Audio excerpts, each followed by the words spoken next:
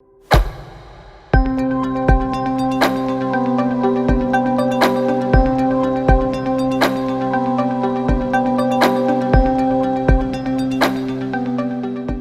me fait vraiment plaisir d'animer cette table ronde, justement, à un moment où les salles réouvrent. On sent quand même une espèce de petite effervescence dans le milieu cinématographique. Je trouve que ça arrive à un bon moment. Et je pense que tous nos intervenants sont là. Je vois Hélène qui est arrivée. Solène est là aussi. Oui, parfait.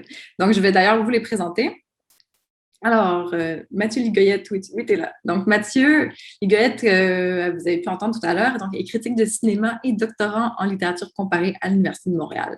Rédacteur en chef de Panorama Cinéma, il a aussi été vice-président de l'Association québécoise des critiques de cinéma et programmateur invité à la Semaine de la critique de Berlin en 2018. À l'UDM, il est coordonnateur du laboratoire sur les récits du choix mobile et chargé de cours au Centre d'études asiatiques où il enseigne alternativement l'animé, le manga et le cinéma japonais. Donc, Hélène Faradji, qui nous a rejoint, est titulaire d'un doctorat sur le cinéma des frères Cohen et de Quentin Tarantino. Hélène Faradji pratique la critique depuis de nombreuses années. Elle a été longtemps rédactrice en chef du site de 24 images. Elle a rejoint Radio-Canada en 2017 pour créer la section cinéma de leur site, en plus de collaborer à différentes émissions de radio et podcasts. La balado de Fred Savard, Aujourd'hui l'histoire, plus on y faut, plus on lit, ou bien entendu. Solène Paré, ici, donc diplômée de l'Université du Québec à Montréal en études théâtrales en 2013 et du programme de mise en scène de l'École nationale de théâtre du Canada en 2016.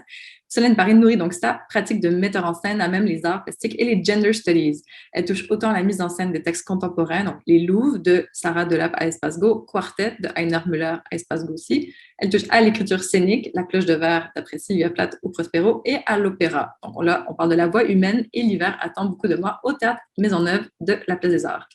En 2017, Solène a fondé Fantôme, compagnie de création. L'année suivante, elle est entrée en résidence au théâtre Espace Go où elle siège sur le comité de direction de son chantier sur l'équité en théâtre. Et c'est également en 2018 qu'elle co-crée le podcast Les Ficelles, qui propose un retour critique féministe sur l'émission de télé-réalité qu'on connaît tous, Occupation Double. Donc, bienvenue à tous et je présente aussi Antoine Claire Renaud. Antoine est journaliste et rédacteur freelance pour Jeux.ca, notamment auteur et co-auteur de 5 livres sur l'histoire du jeu vidéo, dont le seul livre sur Coleco.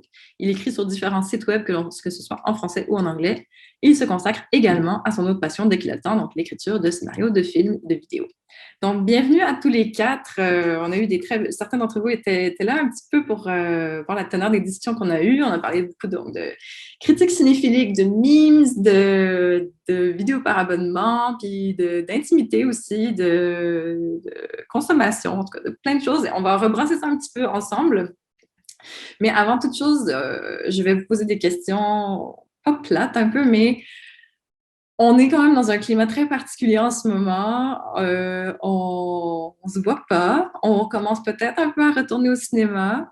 Et Solène et Antoine, même si comme vous êtes plus en critique théâtrale et plus en critique vidéoludique, vous pouvez tout à fait nous parler de votre rapport au cinéma aussi. Mais je me demandais, vous quatre, donc critiques, comment voyez-vous le rôle du critique aujourd'hui, la place qu'elle tient? Comment faire survivre les œuvres dans ce temps vraiment de solitude qui est le nôtre? Et donc, comment le rôle de la critique pour vous a changé comme depuis un an? Comment est-ce qu'il a grandi? Est-ce que vous voyez des nouvelles missions pour que les œuvres continuent d'exister? C'est une grande question, mais je pense qu'on se la pose beaucoup quand même en ce moment. Je ne sais pas si Mathieu, Hélène, Solène, voulez vous lancer? Ben, ouais, ben, je peux peut-être me lancer. Ben, je dirais que, à mon sens, la critique aujourd'hui est peut-être un petit peu, peut-être passée peut-être à une autre phase que cette phase avec une formule de Serge Danet qui disait que la critique était un passeur. Et je crois que ça, c'est peut-être plus vraiment le cas aujourd'hui. Parce que les publics d'aujourd'hui sont des publics de plus en plus nichés, de plus en plus polarisés aussi, mais en quelque part des publics de plus en plus spécialisés. Et donc, la critique, puis enfin, pour répondre à ta question, Alice, je pense qu'il y a des réponses qui sont différentes aussi, dépendant d'où on parle et d'où on fait de la critique. Ça dépend énormément aussi de notre lectorat cible, de notre public cible, etc. Mais je dirais quand même qu'en général, les gens moins qu'avant, ont besoin de la critique pour se faire dire quoi aller voir. Quand, je ne sais pas moi, s'il y a un nouveau film, je ne sais pas, de Almodovar qui sort en salle, ben maintenant, je veux dire, son public est depuis longtemps conquis, puis ceux qui ont le goût d'aller voir Almodovar, ils vont y aller le voir, puis en fait, ils vont en s'attendant déjà à avoir un truc en particulier, ça leur donne, puis ils sont déjà familiers avec ces codes-là.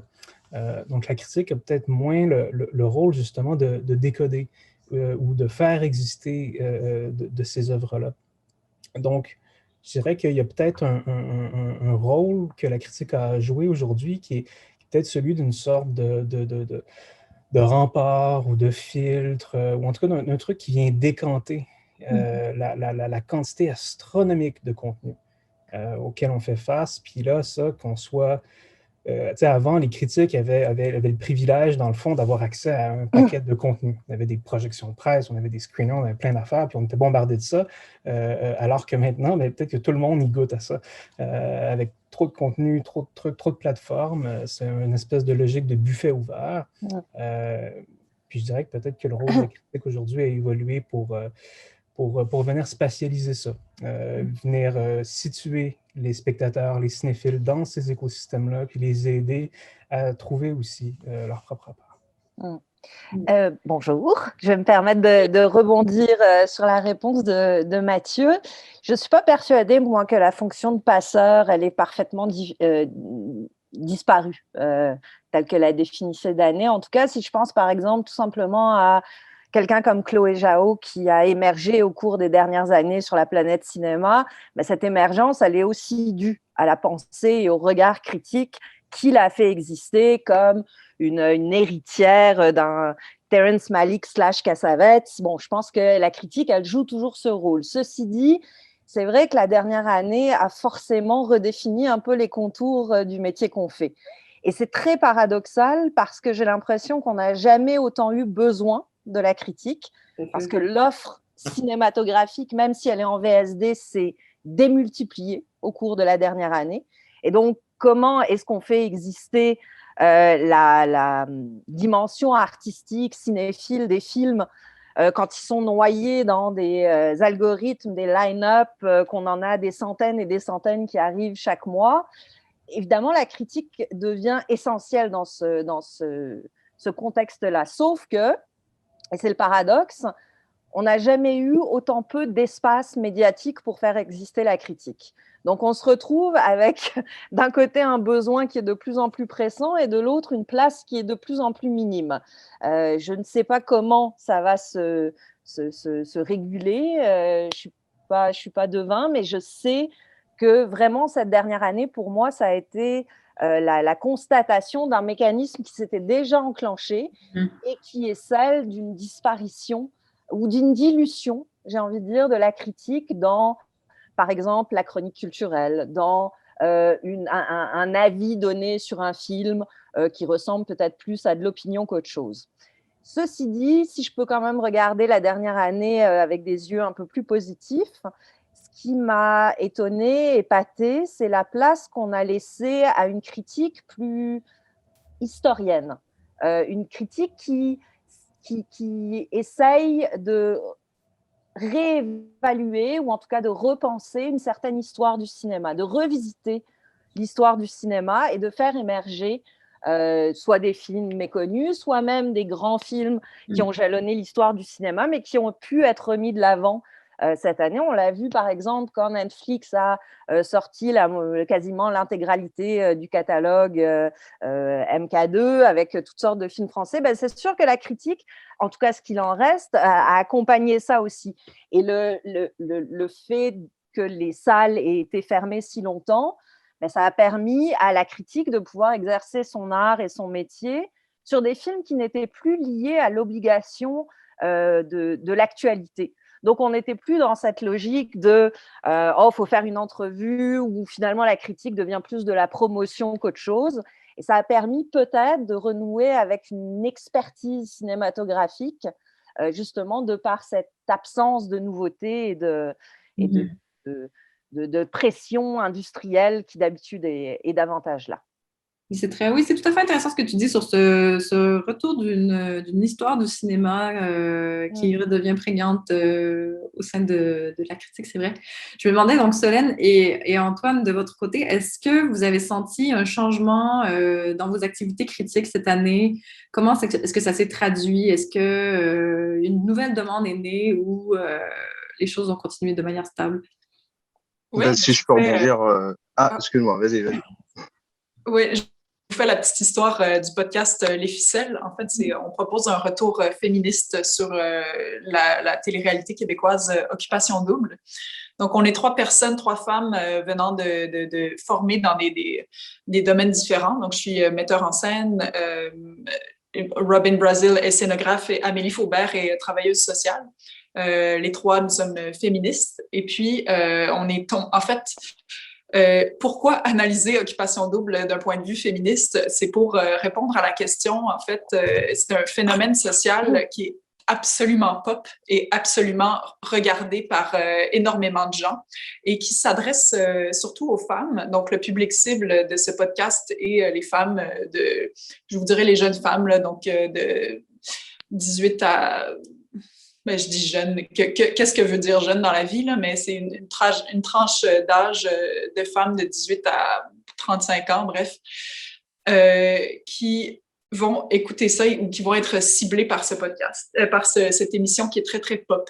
Et puis, nous, on souhaitait en fait déplacer le regard, se poser la question, donc, à qui ça s'adresse et pourquoi? Et est-ce que c'est assez rare aussi dans la vie qu'on ait accès à la scène, à la fameuse scène d'une histoire, et tout le monde a accès à des scènes de ménage qui sont filmées, avec le retour des 2 personnes qui ont vécu cette scène, donc dans un confessionnal. On connaît un peu tous les codes, qu'on l'ait écouté ou non. On sait ce que veut dire une télé-réalité. Et notre but avec ce podcast-là était donc de déplacer le regard sur ces scènes vécues à la télé devant plein de téléspectatrices et téléspectateurs. Et c'était aussi, c'est aussi le moyen d'expliquer plusieurs phénomènes sociaux. Et c'est aussi une façon de lier 2 communautés qui sont souvent... qui sont encore très rarement liées, donc le féminisme et la pop culture. Souvent, on cloisonne le féminisme dans les domaines universitaires. Donc, c'est une façon aussi de se réapproprier ces produits culturels, si on peut dire. Alors voilà, notre podcast, en fait, a pas été créé on n'est pas payé par Occupation Double et on ne veut pas faire la promotion du tout de ce phénomène. Seulement, on trouve ça divertissant. On a le droit aussi d'être diverti. On se revendique cette espèce de droit du divertissement. Et c'est l'occasion, en fait, justement, de démocratiser le féminisme. Tout à fait. Par rapport à répondre à la question, effectivement, on a vu un boost énorme de nos auditeurs, auditrices cette année, particulièrement parce qu'en fait, tout le monde s'est rabattu plusieurs personnes se sont rabattues sur la télévision en temps de pandémie, effectivement. Mais oui, c'est ça. Puis j'étais très contente que tu acceptes l'invitation parce que c'est vrai que les ficelles abordent. Moi, j'ai eu l'impression vraiment que les ficelles répondent à un besoin qui était vraiment là, justement, au sein de la critique de télé-réalité qui est souvent, justement, regardée de haut, mais qui pourtant est très, très regardée, très, très, très présente et il y a tellement comme tu dis, d'enjeux sociaux, psychologiques, féministes, de genre, bref, name it. Il y a énormément de matériel, c'est très concret. Puis nous, ce qu'on propose, c'est des segments d'émission, puis on les analyse par la suite. Ouais. Et toi, Antoine?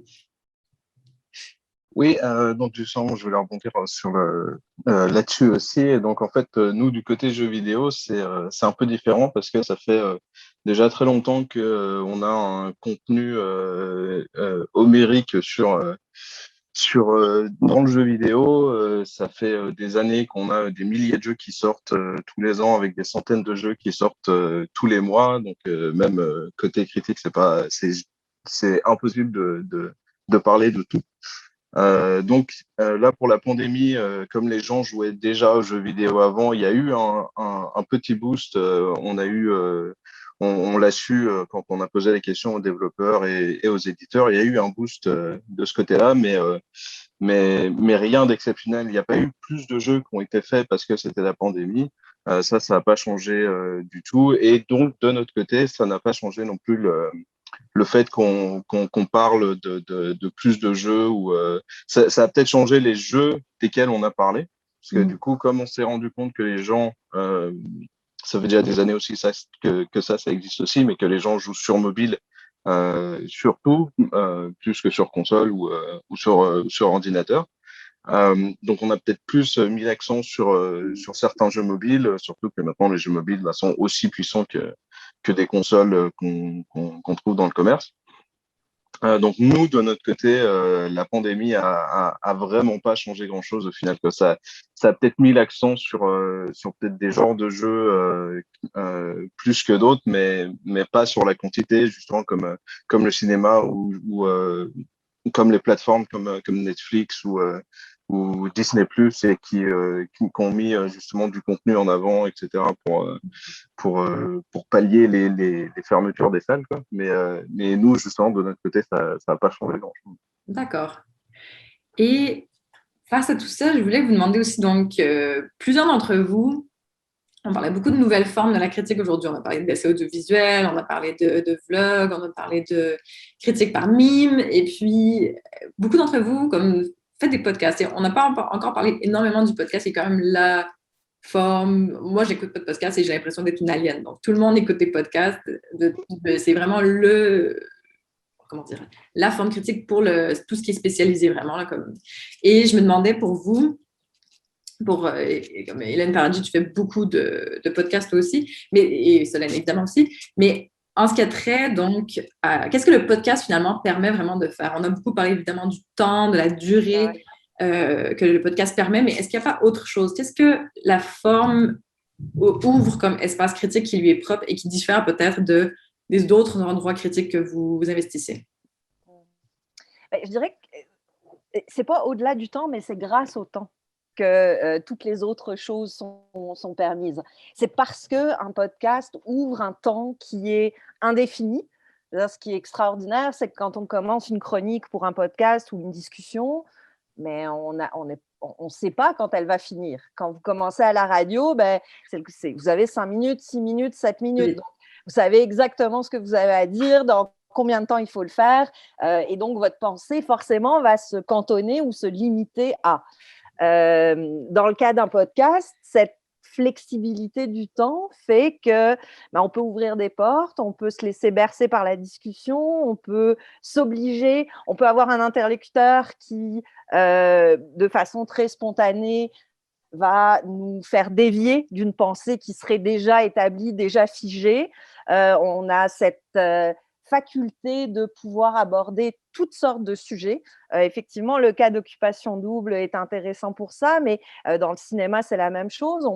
On a des podcasts qui peuvent être hyper spécialisés. Si je me rappelle bien, il y en a un sur Les Dangereux, le pire film de l'histoire du Québec, qui est vraiment spécialisé là-dessus. Il y a des podcasts qui peuvent être au contraire extrêmement cinéphiles, qui vont aller combler une niche plus particulière, mais le temps de la discussion, j'ai envie d'inventer le néologisme, déniche ces sujets-là. Et donc, le sujet devient presque accessoire et on retrouve une espèce d'idée qui était peut-être celle de l'époque des ciné-clubs que je n'ai pas nécessairement connu à leur moment le plus excitant, mais cette idée que c'est la discussion qui fait vivre l'œuvre d'art. Au-delà même de l'œuvre d'art dont on parle en particulier. Et le temps du podcast permet de retrouver ça, permet une liberté, permet une spontanéité qui, je pense, a fait énormément de bien à beaucoup de gens qui se sont sentis délaissés par les médias traditionnels, ou en tout cas dans lesquels ils ne pouvaient pas nécessairement trouver cet espace, cette liberté-là et cet amour de la simple discussion. Tout à fait.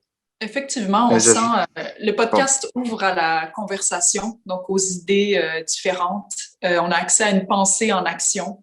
Également, le médium du podcast permet, et en fait, une voix parfaite pour la critique amateur parce qu'on n'a pas besoin d'énormément, ça coûte peu d'argent pour avoir accès à une plateforme. Donc il y a ça aussi. C'est donc de prendre le micro et de parler, tout simplement, sans nécessairement se faire endosser par un journal ou un média traditionnel. Mm. Et moi, je voulais ajouter qu'il y a aussi ce côté immédiat, justement, dans le podcast. Donc, on en a fait plusieurs sur Jeux.ca. On en a fait un sur les genres de jeux. Justement, on avait invité Carl Terrien pour l'un de nos numéros. Et on en a fait un aussi sur la musique de jeux vidéo.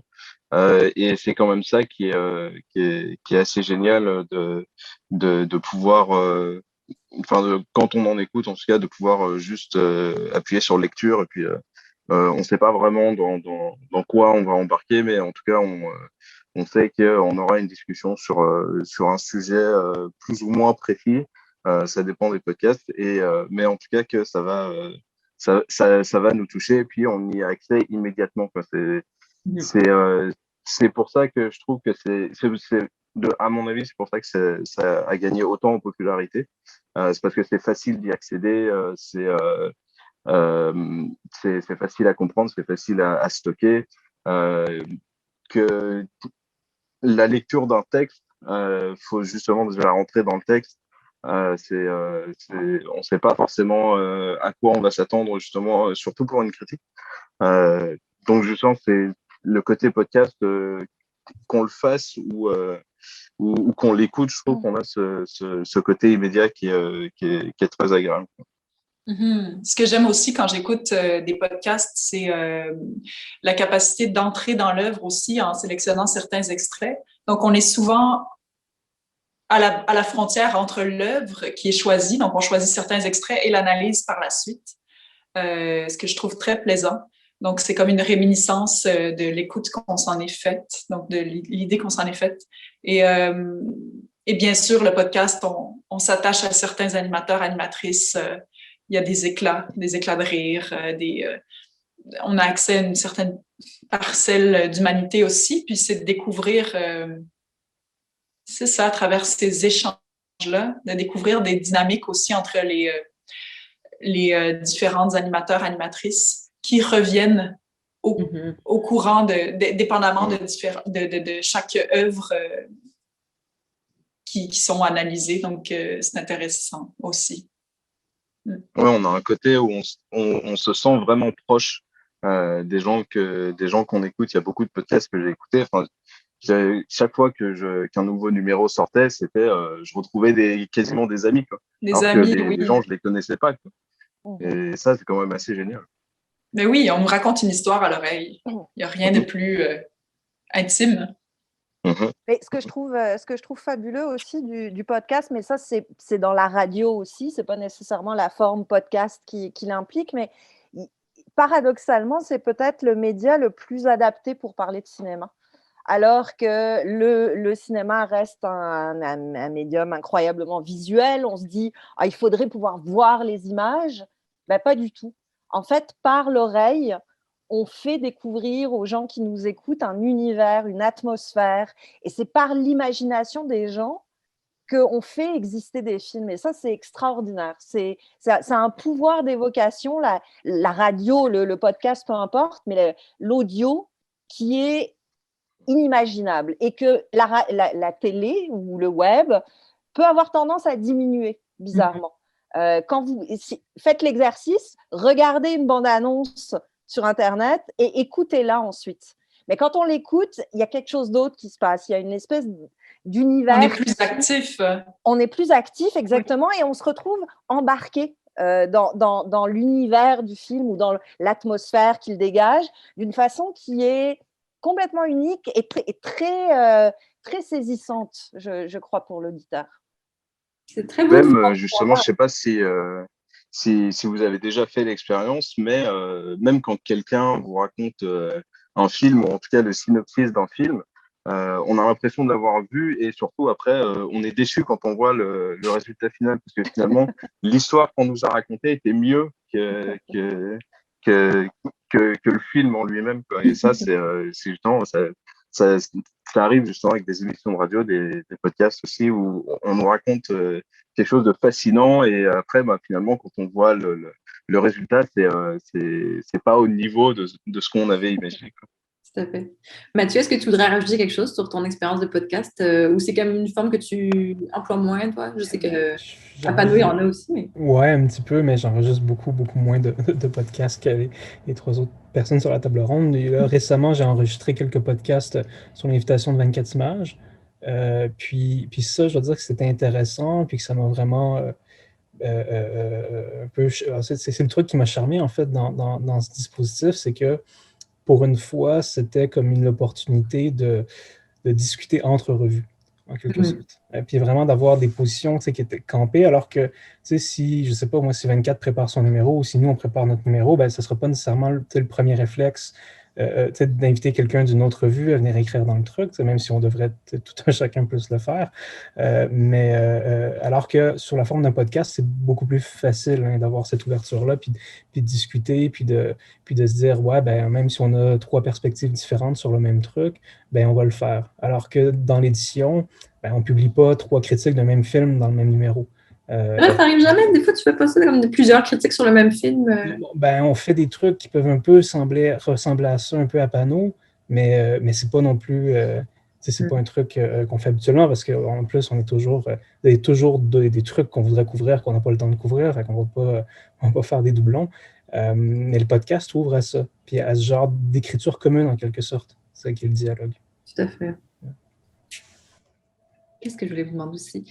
Comment je vais procéder? En fait, c'est que je vais poser peut-être une ou deux questions encore, mais peut-être une parce que j'ai vraiment envie que la salle, que les gens puissent vous parler aussi. C'est vraiment ça l'intérêt. Donc, je vais peut-être vous en poser une autre, puis après voir s'il y a déjà des questions ou des interactions.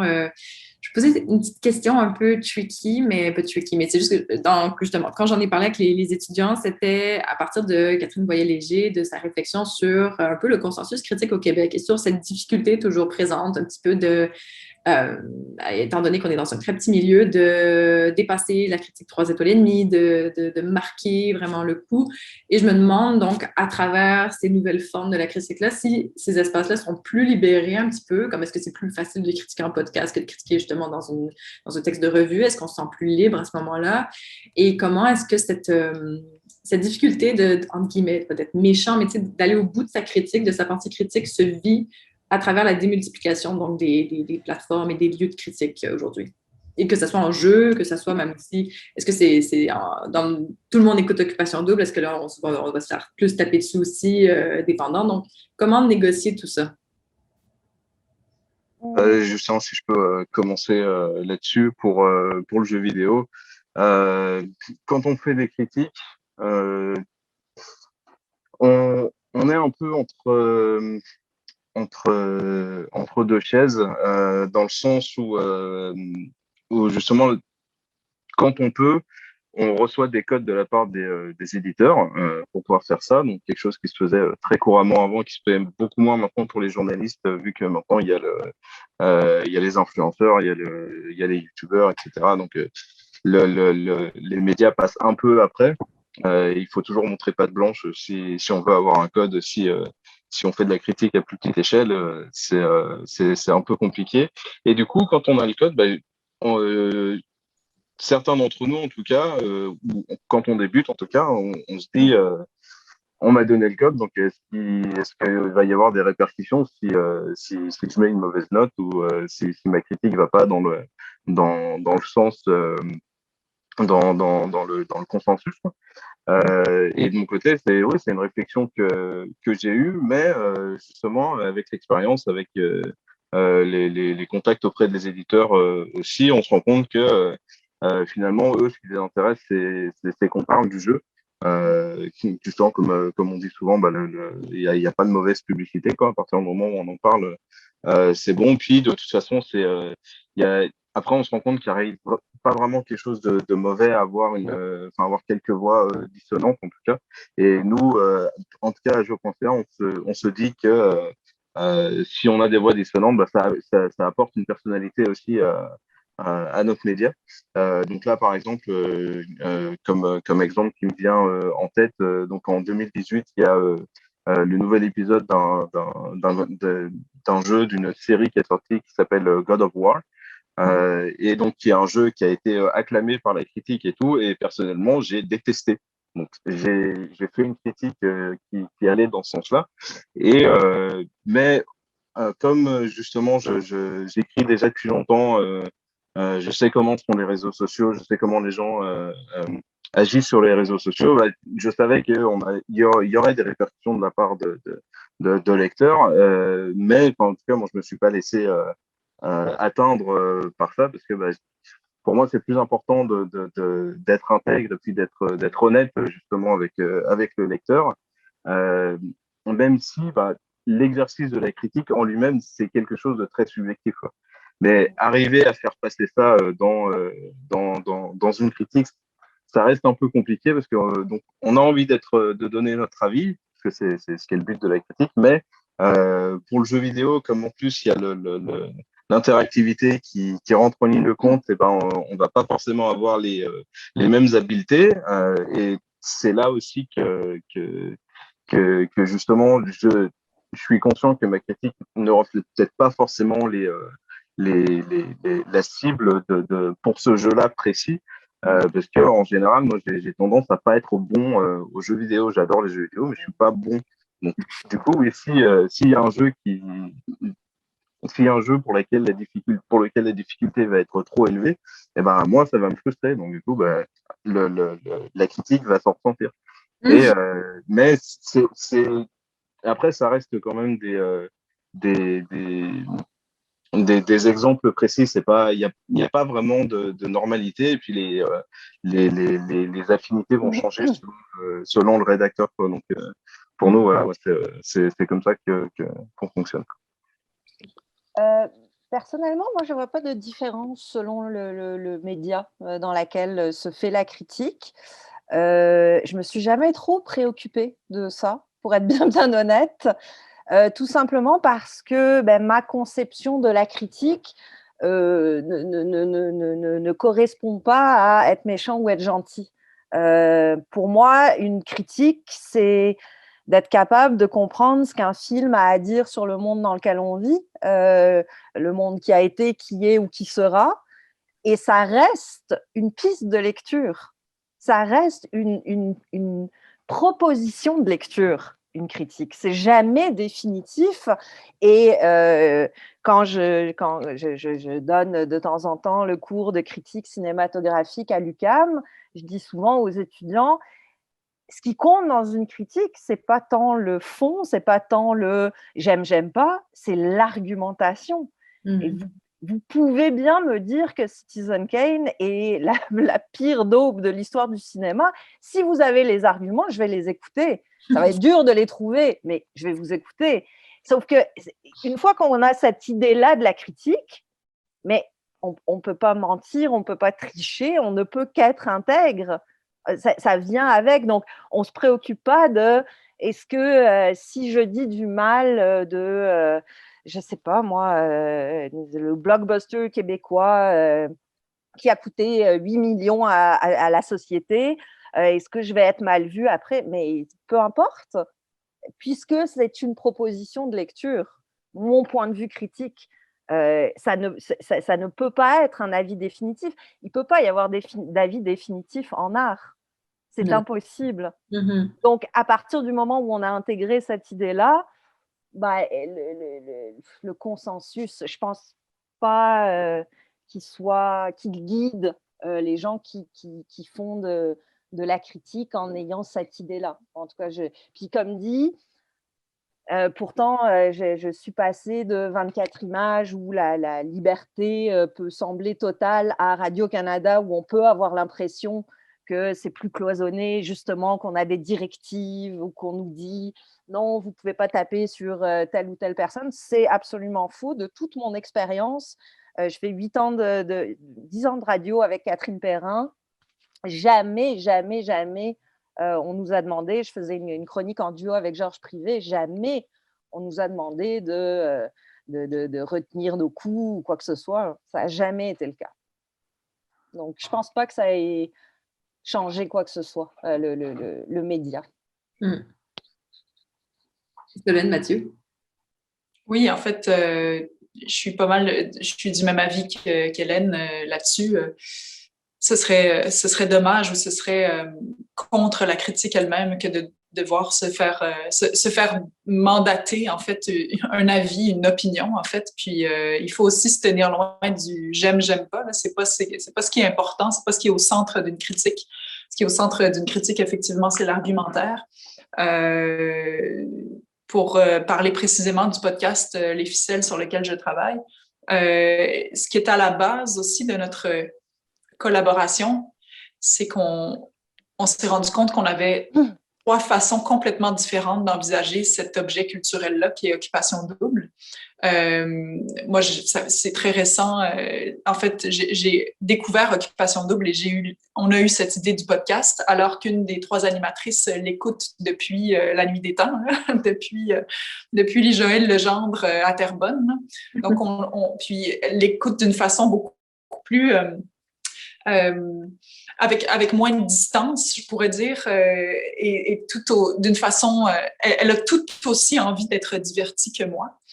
Sauf que je vous dirais que c'est ça, j'ai plus de distance face à ces personnes que j'appelle souvent des personnages, en fait. Donc, des fois, on a des dissensus aussi sur les façons de nommer ces choses-là, mais c'est ce qui, je crois, rend intéressant nos échanges. Donc, on s'est vraiment assuré qu'on parlait de 3 endroits différents aussi. Ce qui est intéressant de la télé-réalité, c'est qu'au sein même d'une télé-réalité, en fait, au sein même d'Occupation Double, il n'y a pas nécessairement de règles. C'est souvent les candidats et candidates qui créent leurs propres règles et qui s'éliminent entre eux selon ces règles-là qui sont complètement étonnantes à chaque fois. Et donc, ils justifient des éliminations complètement absurdes entre eux, se disant que, par exemple, tel ou tel couple ne se sont formés qu'à la 2e semaine et non pas à la première. Donc, il y a une espèce il y a des règles comme ça chaque année qui semblent être coulées dans le béton, qui se passent d'année après année entre eux, comme une grande Bible, en fait.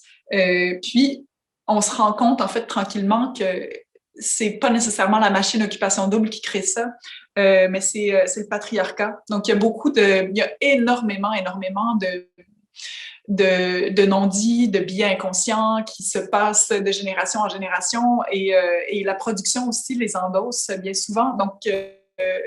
Donc au final, c'est une critique du patriarcat ce que le patriarcat fait à l'amour, mais en prenant Occupation Double comme objet, je dirais comme excuse pour en parler. On est 3 personnes, c'est ça, qui avons énormément envie d'être diverties. En fait, on se réclame le droit d'être divertis, bien que féministe, comme a pu nous le démontrer si bien la série Broad City de Ilana Glazer et Abby Jacobson ou Phoebe Waller-Bridge, tout ce qu'elle touche, en fait, ça semble se transformer en or. Là.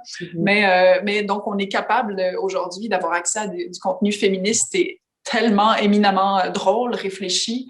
Donc, pourquoi une des questions qu'on se pose, je dévie complètement de la question, je m'en rends compte, là. Mais une des questions qu'on se pose, c'est ça, pourquoi les femmes devraient toujours prendre la claque sous le couvert de « Ah oui, mais c'est pop ».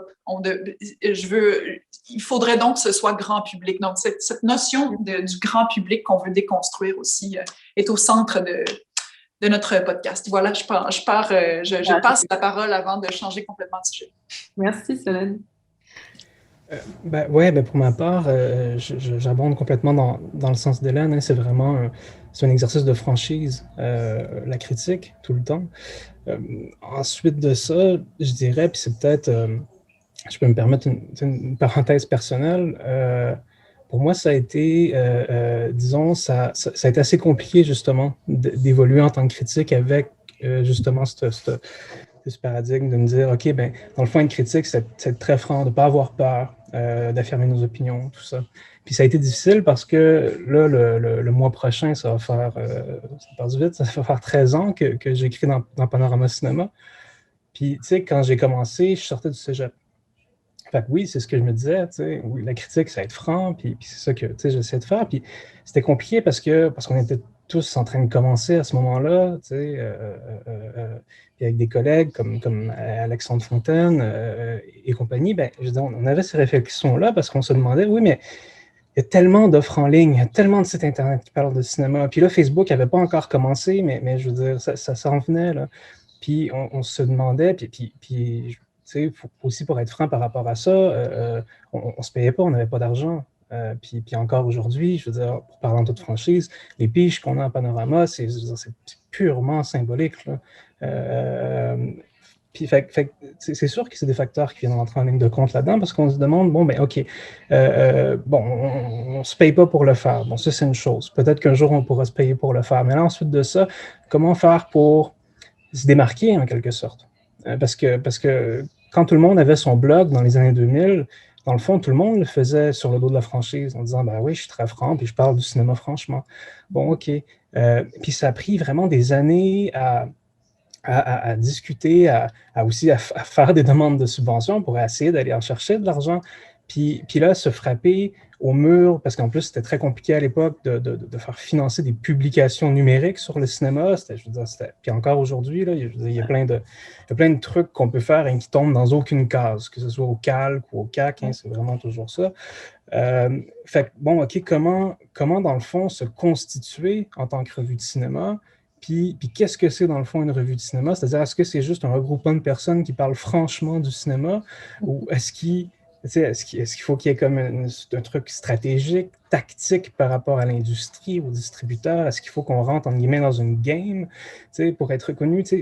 Toutes ces appréhensions-là. Puis je dirais qu'il y a quelque chose donc, dans ces années-là qui m'a été dit et qui m'a vraiment beaucoup marqué, qui m'a été dit par Simon Galliero, cofondateur d'Orchamps, puis qui m'avait dit, j'étais vraiment à mes tout débuts, là, puis qui m'avait dit, Mathieu, un bon texte critique, c'est un texte où il y a une tension.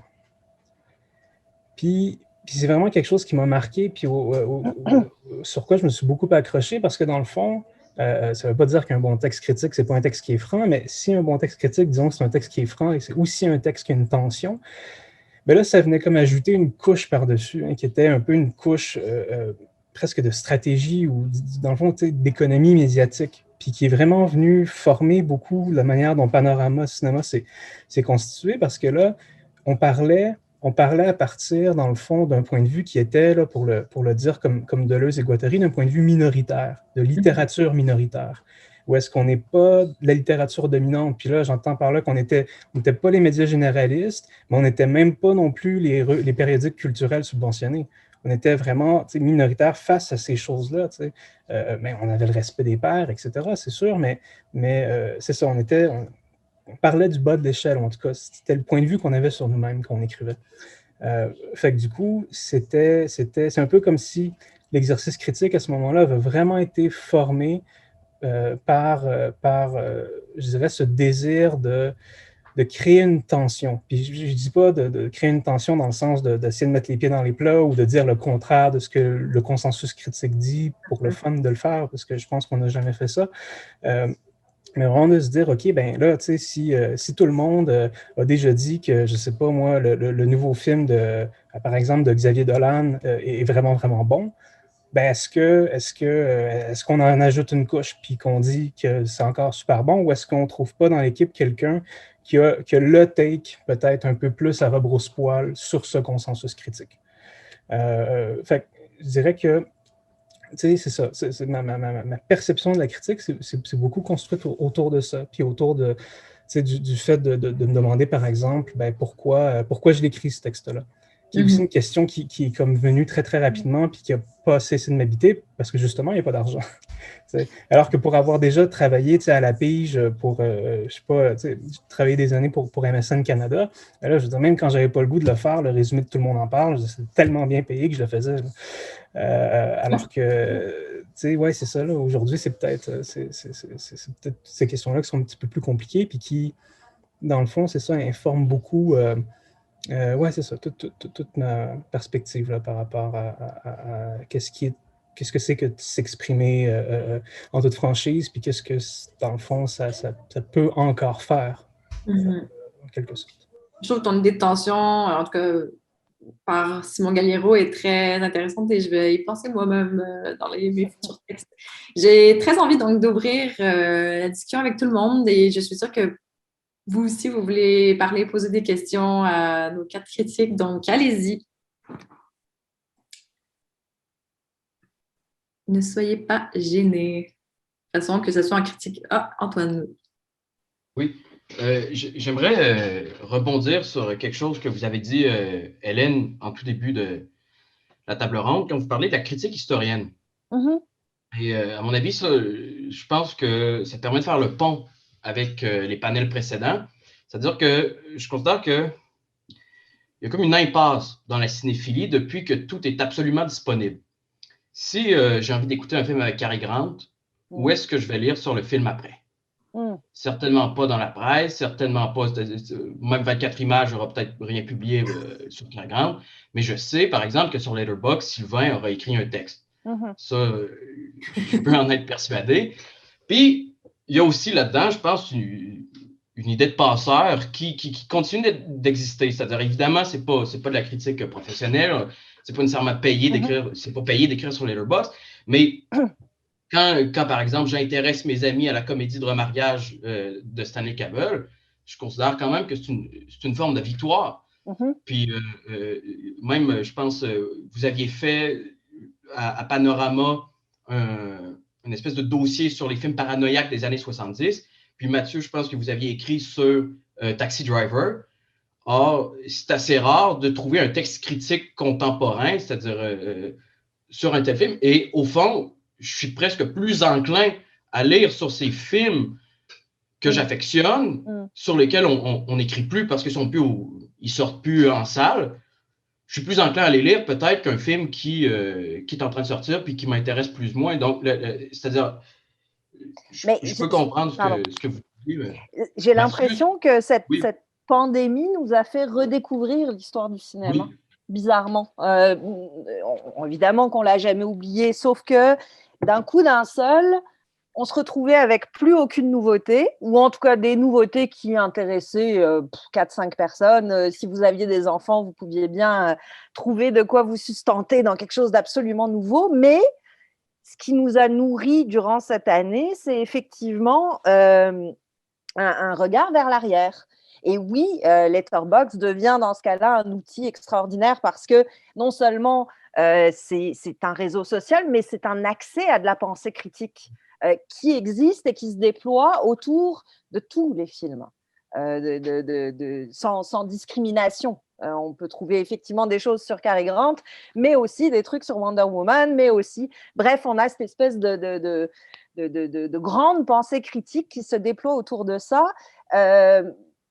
Moi, c'est une critique que j'aime beaucoup faire, celle qui revient sur des films qui ont marqué l'histoire, parce que d'abord, on a un recul qui permet de se réinterroger sur l'impact qu'a pu avoir le film à l'époque, sur comment il nous parle encore aujourd'hui, ou pas, selon.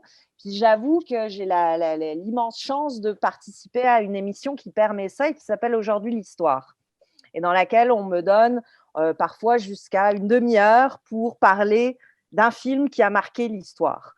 C'est moi qui soumets les sujets et le faire, j'avoue que ça me permet de garder ce lien avec un art qui, certes, ne cesse d'évoluer, mais est quand même tout le temps défini par ses propres fondamentaux, qui sont ces grands films qui ont marqué l'histoire. C'est vrai que cette dernière année nous a peut-être permis de renouer un peu avec ces films-là, je crois. Oui, Martin. Je suis désolé, je ne trouve pas le bouton pour lever la main, donc je fais ça à l'ancienne. Merci beaucoup pour vos interventions, c'est super intéressant. Justement, rebondir sur ce que vous dites, Hélène. Par rapport, vous avez dit Netflix a ressorti des films de la nouvelle vague, et puis c'est ça un peu qui a justifié donc de parler de ce retour historique de la critique. Et puis, justement, je pense on est au cœur du problème, c'est-à-dire que Netflix ressort ses films et compte sur la critique en partie pour en parler et pour justement attirer des gens vers son catalogue, si tant est qu'ils en aient encore besoin, disons, parce que tout le monde est déjà tout le monde est abonné à ça. Mais quand même, en plus, là, on a un phénomène intéressant parce que Netflix fait ça en France. Donc, je ne sais pas s'ils sont disponibles sur le catalogue ici au Canada, mais même s'ils ne sont pas disponibles, on a quand même tout d'un coup une grande promotion qui est faite autour de cette action-là.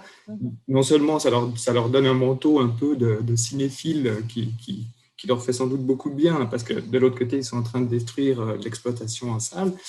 Mais juste, ma question, c'était plus, est-ce que là, justement, la critique, elle n'aurait pas quelque chose à réclamer aux grands joueurs de la diffusion continue, oui, en disant, c'est nous qui éclairons vos catalogues. Mais c'est nous ça me semble évident. C'est-à-dire que cette offre de visionnement sur demande qui s'est démultipliée, en soi, c'est formidable. Et quand j'en parle, on me sert souvent l'argument de « oui, mais ça permet enfin aux gens qui n'ont pas accès à des salles de cinéma, qui peuvent être en région éloignée, etc., d'avoir accès à tout ça. » Et à chaque fois, je leur dis « oui, mais comment voulez-vous qu'ils trouvent ces films-là ?»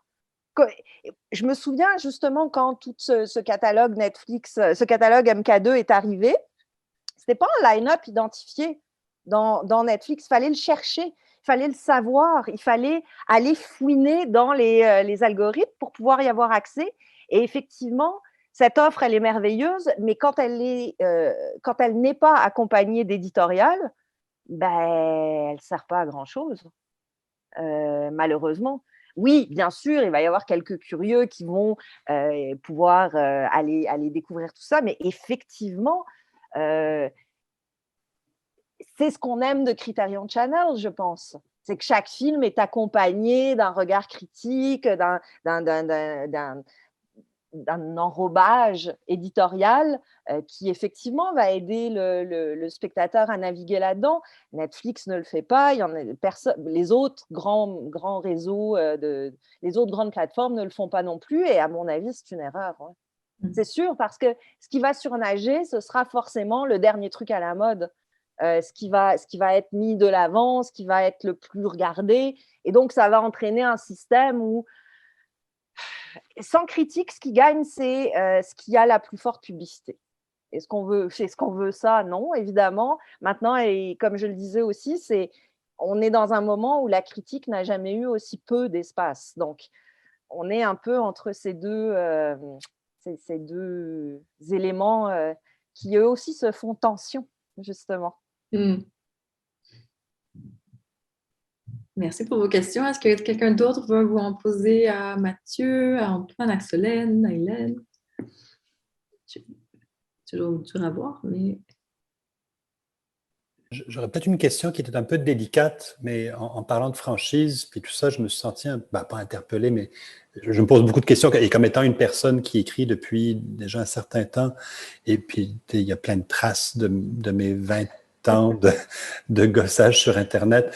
Évidemment, on est forcé parfois de repenser au texte qu'on a écrit. Je ne sais pas si c'est ton cas à toi, Mathieu, tu étais 13 ans. Ouais. Et forcément, l'histoire change, les discours changent, la perspective qu'on a change. C'est une question un peu bateau, elle est tellement vaste et tellement délicate aussi, mais comment tu sais, en tant que critique, depuis 1 an ou 2, l'état de la conversation, disons-le comme ça, là, sur un ensemble d'enjeux, nous a forcé à réévaluer certaines positions qu'on pouvait avoir, ou certaines choses qu'on prenait pour acquis, ou certains discours qu'on a pu tenir sur certains films, ou juste le fait qu'on ait parlé de certains films sans parler de toute une série d'autres choses. Est-ce que la critique a bien joué son rôle dans cette conversation-là? Dans le cas de Solène, visiblement, vous faites partie pleinement du changement de conversation, là, activement et de façon très convaincante. Mais est-ce que le milieu tel que vous l'envisagez a bien agi? Et est-ce qu'il n'y a pas... Est-ce que le mea culpa... C'est pas question de mea culpa, mais est-ce qu'il y a ce changement de perspective a été, vous concerne, comment est-ce que ça transforme, malgré la franchise qu'on peut avoir par rapport à un film, est-ce que ça a modifié le regard qu'on a, est-ce que ça a forcé à faire sinon de l'autocensure, du moins du regard rétrospectif ou du rétropédalage sur les positions qu'on a pu avoir. C'est une question un peu trop générale peut-être, mais en tout cas, je vous la lance comme ça pour qu'on jase pour les 4 prochaines heures. Mais... Écoute, disons que si je devais réécrire ma thèse aujourd'hui, en 2021, sur Quentin Tarantino, il y a des aspects que j'aborderai que je n'ai pas abordés à l'époque. Parce que, évidemment, les choses changent, la façon d'aborder l'art change, les lunettes qu'on décide de porter pour analyser changent. Et c'est normal, et la pensée évolue. Donc, c'est normal. Maintenant, est-ce qu'il faut revenir en arrière et réévaluer ce qu'on a écrit à l'époque? Non, je ne crois pas. Par contre, être conscient aujourd'hui que quand vous voyez Autant en emporte le vent, ça pose des problèmes auxquels on n'avait pas nécessairement été sensible il y a 15, 20, 30 ans. Oui, évidemment. Mais de la même façon, c'est drôle parce que Tarantino, je pense, est un bon exemple de ça. Oui, je réécrirai en forcément me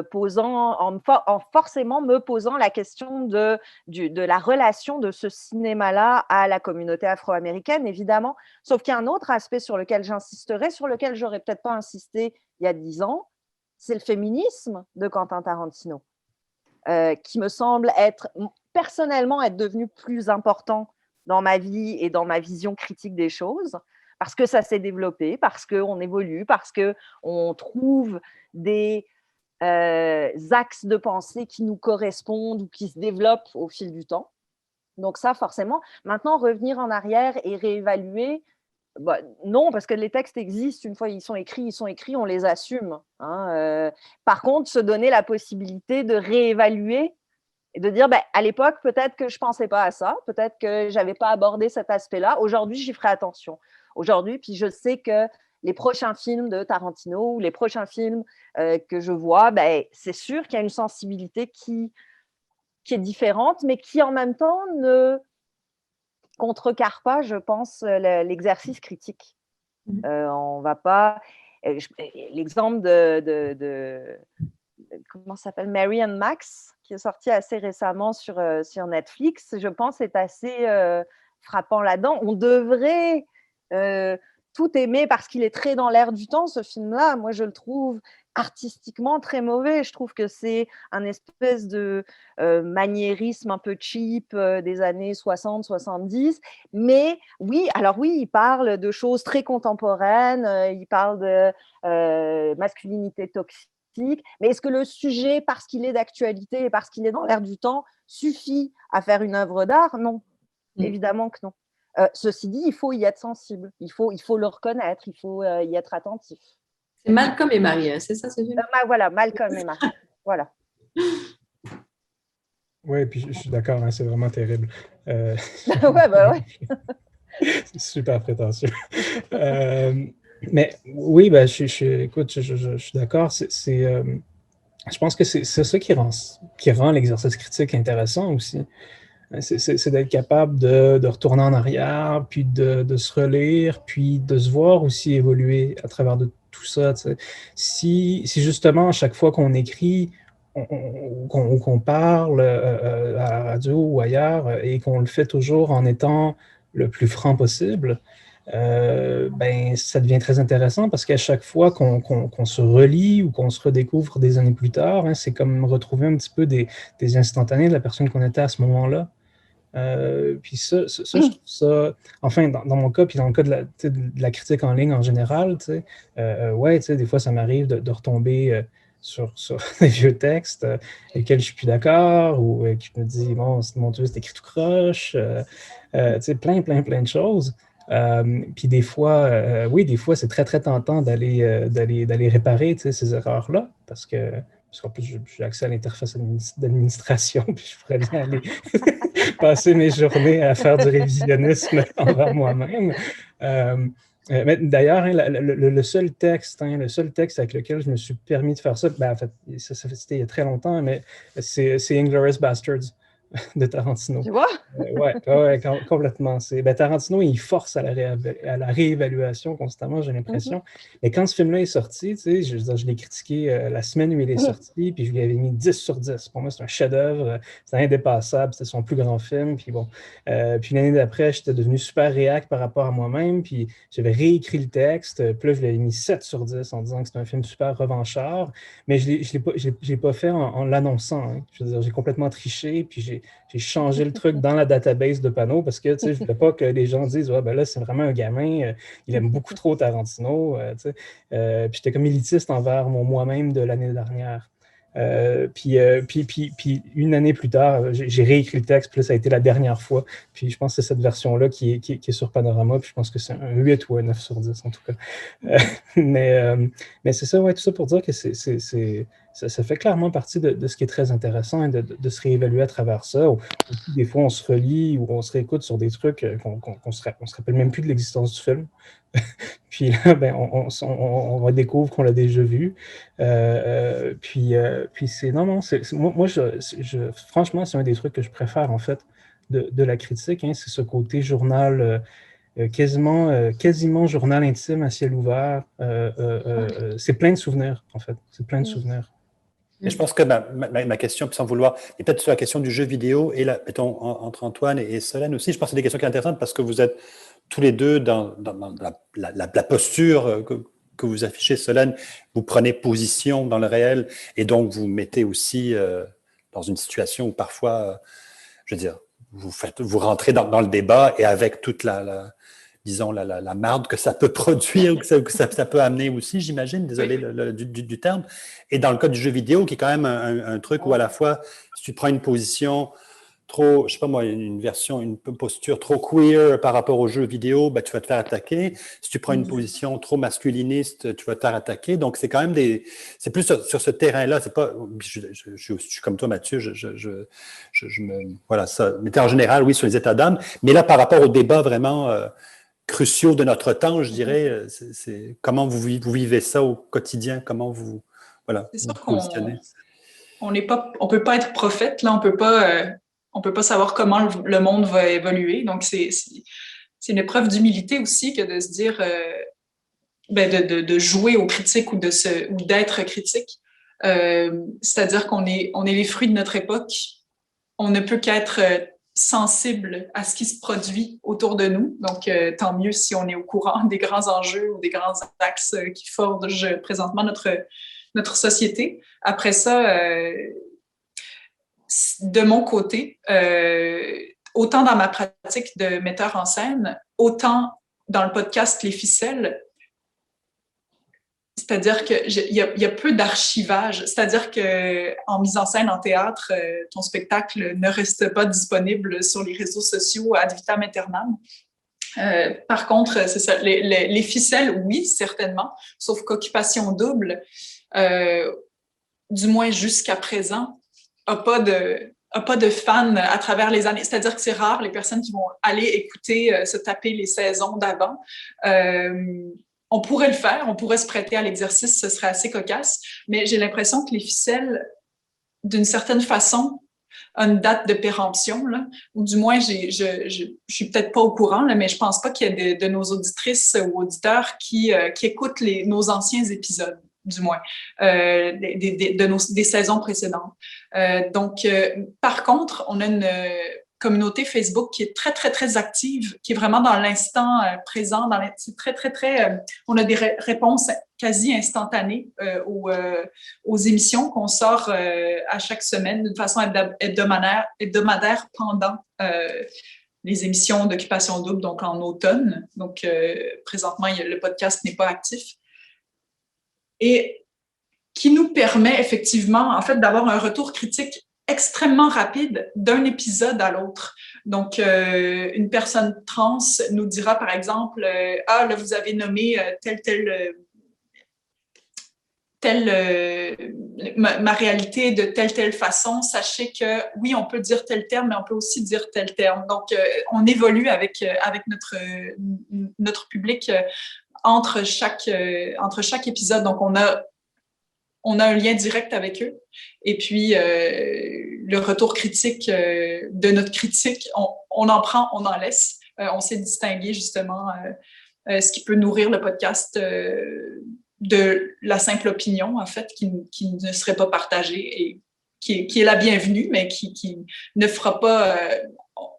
on ne se formatera pas non plus pour un auditoire, parce que j'ai l'impression que la personne qui écoute les ficelles aime aussi ne pas avoir la même opinion que les 3 animatrices, sinon ce serait d'un ennui mortel. Donc on a cette chance en fait, d'avoir un retour direct sur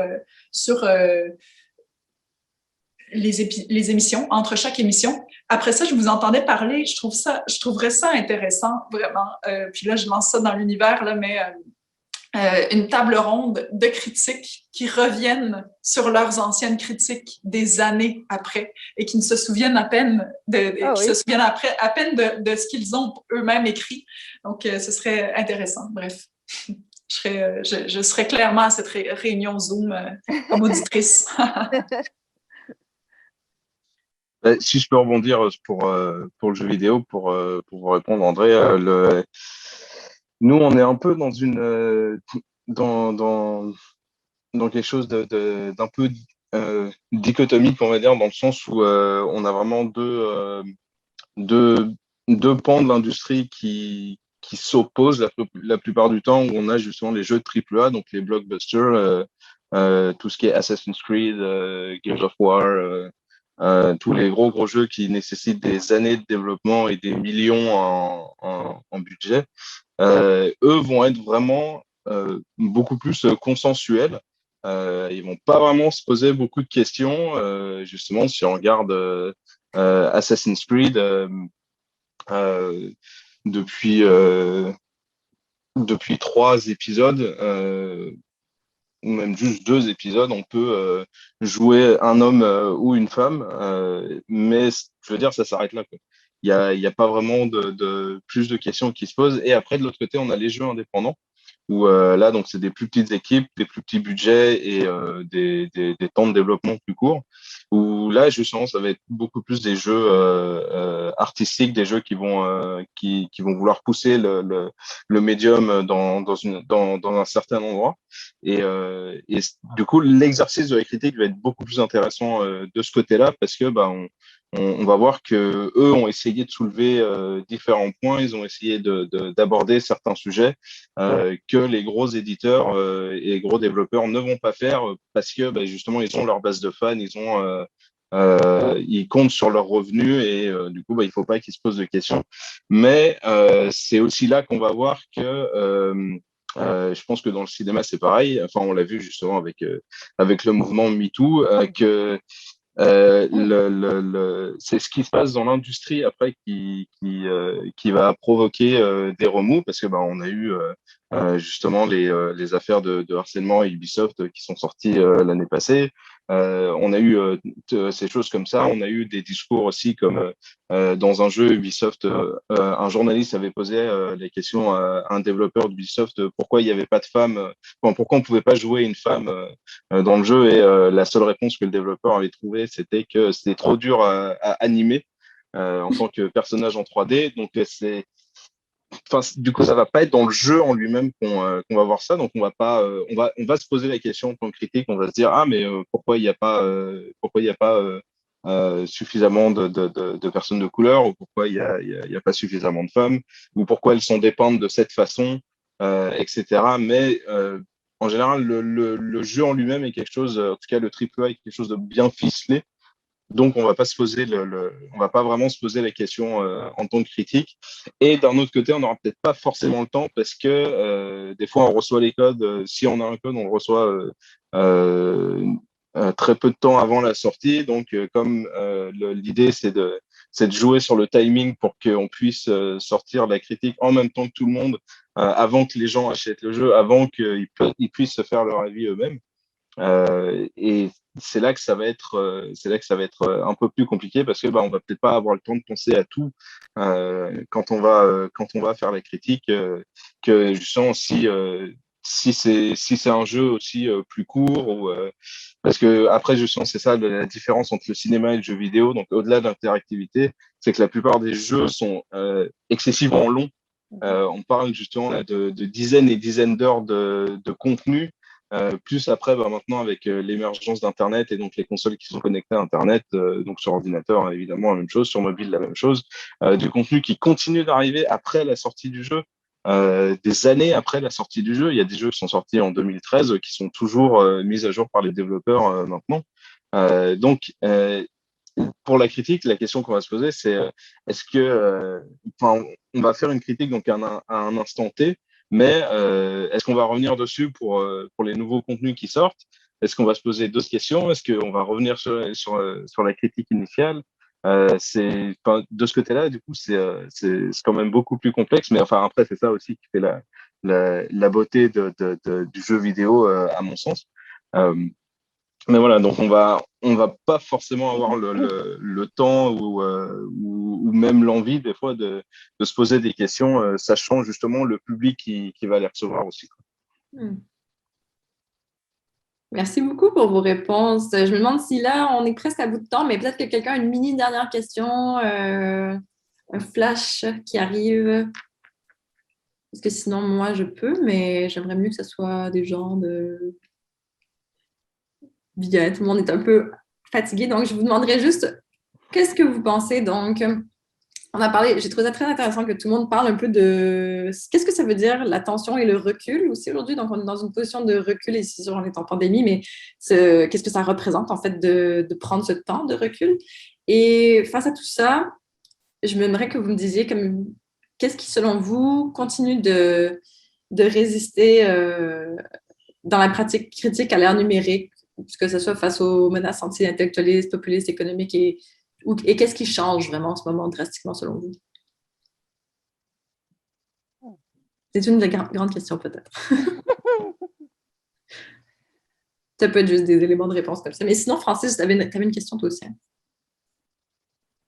Ouais, dans le fond, c'est pour revenir peut-être un peu justement comme cette tyrannie-là de la nouveauté, puis cette obligation-là qu'on a tout le temps de reparler de ce qui vient de sortir, alors que comme on en parlait, que ce soit avec le cinéma ou avec le jeu vidéo, on a un catalogue tellement grand d'œuvres déjà qu'on pourrait juste retourner dans des œuvres justement qui sont déjà sorties pour les réinvestiguer, puis justement les analyser autrement.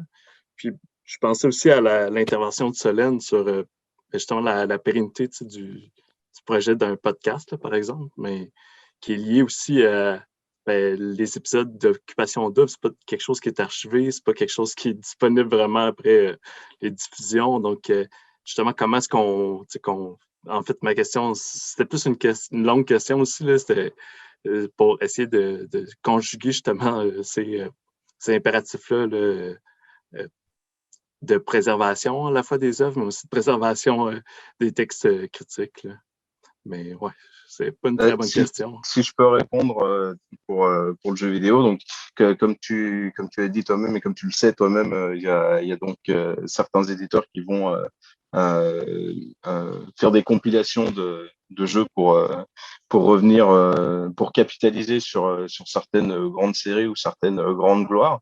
Mais on voit que ça reste une minorité quand même parce que la plupart se concentrent sur les nouveautés parce que ce qui est vieux ne fonctionne pas forcément. On le voit aussi avec les choix des constructeurs dans les consoles. Les nouvelles consoles sont sorties en 2020. Microsoft a continué de parier sur la rétrocompatibilité, alors que Sony, avec la PS5, a décidé de faire juste la PS4 et le reste, tant pis. Donc, justement, pour la préservation, c'est toujours compliqué. Et après, au niveau de nous en tant que préservation, en tant que historien en tout cas, si on peut utiliser ce terme-là, personnellement c'est quelque chose qui m'attire beaucoup dans le jeu vidéo et je trouve qu'il y en a pas assez. Mais en tout cas, on va pas forcément avoir cet exercice-là sur des sites généralistes comme jeux.ca ou alors par le biais de chroniques ponctuelles. Mais justement, on va pas forcément parler du premier Dragon Quest qui est sorti il y a 35 ans. On va pas forcément parler du tout premier Call of Duty sorti en 99, 97, je sais plus. Donc on va plus se concentrer sur les nouveautés. Mais pour ça, on a quand même YouTube ou même Twitch qui existent et qui vont se concentrer là-dessus, ou après des sites hyper spécialisés sur un phénomène qui touche quand même surtout le jeu vidéo, puisque on voit pas vraiment de contrepartie, enfin d'équivalent ailleurs, qui est le rétro gaming, justement, on ne parle pas vraiment de rétro cinéma, de rétro musique ou autre chose. C'est surtout le jeu vidéo qui est concerné par ça. Et donc là, il y a des plateformes qui vont être plus adaptées en fait pour ça, parce que même si le jeu vidéo, ça reste un média interactif, c'est toujours mieux de tester manette en main ou avec clavier souris soi-même pour se faire une idée. Mais en tout cas, ça reste aussi un média très visuel, et du coup, la vidéo se prête surtout à ça. Et puis avec Twitch, où on a la réaction des joueuses et joueurs en direct, c'est même encore plus facile. Mais on a essayé, nous, sur Jeux.ca, de faire des critiques de jeux, d'anciens jeux. Pas forcément justement des vieux jeux, mais des jeux qui avaient 1 ou 2 ans. Puis on n'a pas forcément eu un bon retour de la part des lecteurs. Enfin, ils ne voyaient pas vraiment l'intérêt. Donc du coup, on a suivi le lectorat, puis on a continué de se concentrer sur les nouveautés.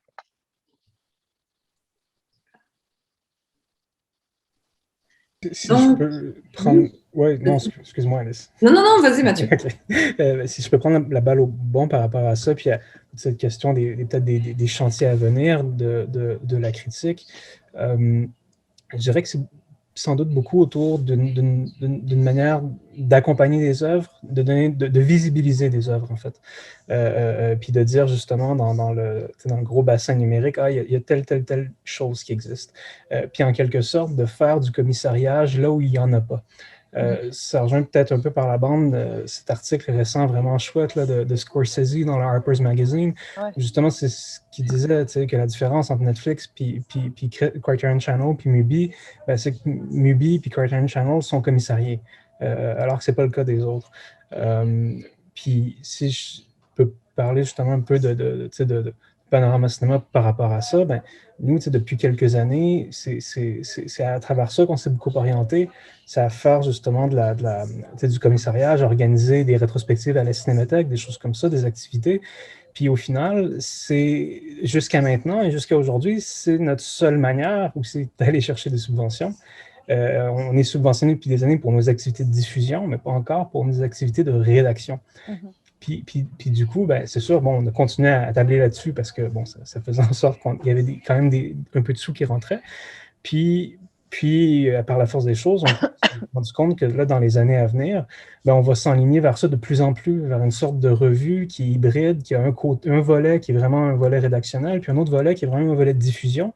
Parce que là, maintenant, encore plus avec le visionnage en ligne, les plateformes et machin, c'est de plus en plus facile, dans une certaine mesure, de dire, on peut aller chercher des films qui n'ont pas encore de distributeur ici, ou on peut peut-être sauter par-dessus tel ou tel festival, ou n'importe, pour faire advenir quelque chose qui adviendrait pas en temps normal.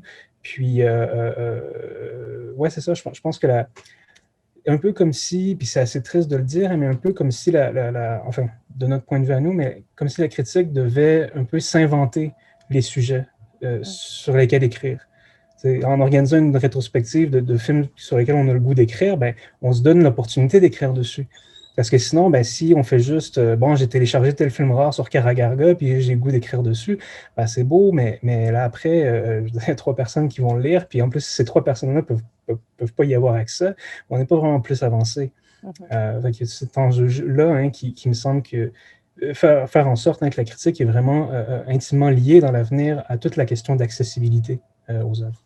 Mais pour conclure sur cette idée de Mathieu, effectivement, le texte de Scorsese est capital pour penser un petit peu l'avenir de ce qui s'en vient. Puis je pense que la plus grande lutte de la critique, ça va être celle qu'elle doit mener contre le terme contenu. À la fois contenu qu'on nous offre, parce que ce ne sont pas des contenus, ce sont des films.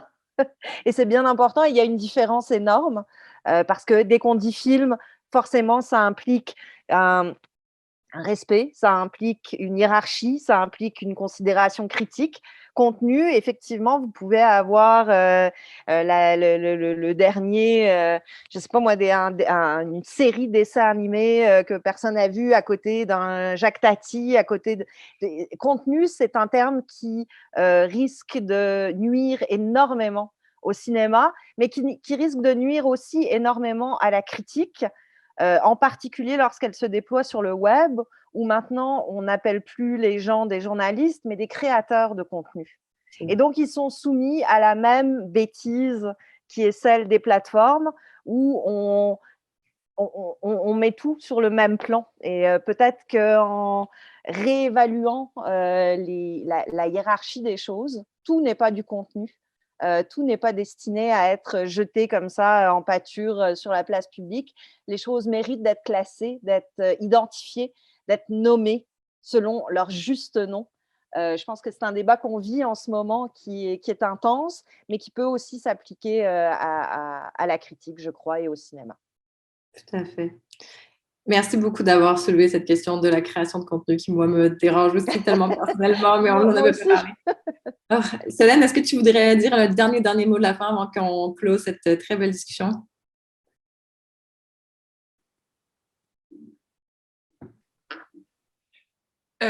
Oui, en fait, je vais laisser Hélène clore tout simplement. Je pense que c'était très éloquent comme conclusion.